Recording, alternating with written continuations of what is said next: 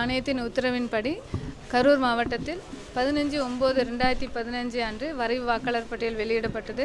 இந்த வரைவு வாக்காளர் பட்டியல்கள் வருவாய் கோட்ட அலுவலகங்கள், வட்டாட்சியர் அலுவலகங்கள், நகராட்சி அலுவலகங்களில் பொதுமக்கள் பார்வைக்காக வைக்கப்பட்டுள்ளது.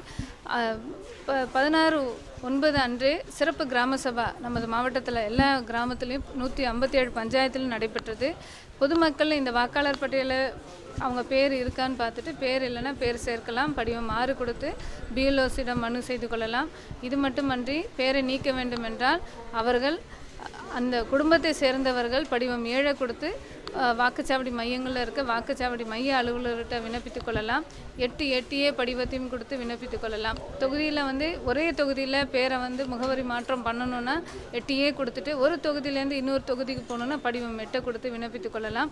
நமது மாவட்டத்தில் சென்ற வருடத்தை விட இந்த வருடத்தில் 984 வாக்குச்சாவடி மையங்களிலிருந்து 1006 வாக்குச்சாவடி மையங்களாக இன்க்ரீஸ் பண்ணியிருக்கோம். 22 வாக்குச்சாவடி மையங்கள் புதிதாக இந்திய தேர்தல் ஆணையத்தின் உத்தரவின்படி சேர்த்து கொண்டுள்ளோம்.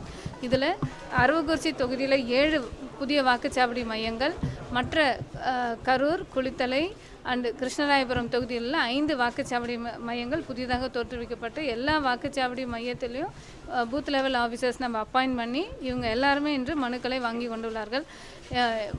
மேலும் உரிய படிவங்கள் எல்லா வாக்குச்சாவடி மையத்திலும் உள்ளது. இப்போ வாக்குச்சாவடி மையத்தில் போய் விண்ணப்பிக்க முடியலன்னா ஆன்லைன்லேயும் ரெஜிஸ்டர் பண்ணலாம்.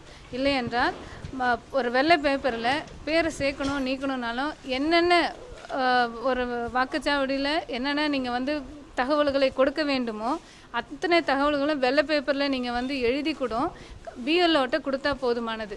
அந்த பிஎல்ஓ அந்த ஒவ்வொரு படிவத்துலேயும் ஒரு நம்பர் இருக்கும். அந்த நம்பரை அதை சேர்த்து இந்த வெள்ளை பேப்பரில் பின் பண்ணிவிட்டு அவங்க இஆர்ஓக்கு ரெஜிஸ்டர் பண்ணி அனுப்பி விட்டுடுவாங்க.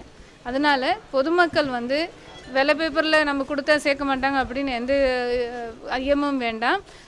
எல்லாருமே வெள்ளை பேப்பரில் கூட உரிய படிவம் என்ன கொடுக்கணுமோ அந்த இன்ஃபர்மேஷன் கொடுத்தாங்கன்னா பிஎல்ஓஸ் அக்செப்ட் பண்ணிடுவாங்க. ட்ரைனிங்கில் நாங்கள் தெளிவாக சொல்லியிருக்கோம்.